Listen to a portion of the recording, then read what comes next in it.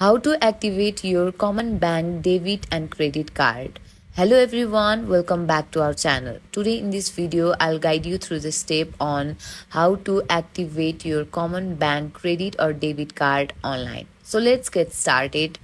So first of all, open your web browser and go to the Commonwealth Bank website commonbank.com.au and press enter.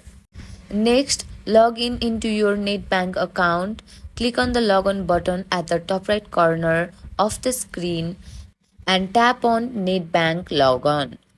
Now you will be directed towards the login page. Here, enter the client number and password in the respective fields and then tap on login button.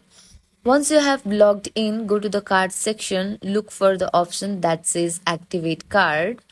Now, enter your card details. This includes your card number, expiration date, and the CVV code on the back of your card. Commbank might ask you to confirm your identity. After entering all the required information, click on the activate button. You should see a confirmation message telling you that your card is now activated and ready to use.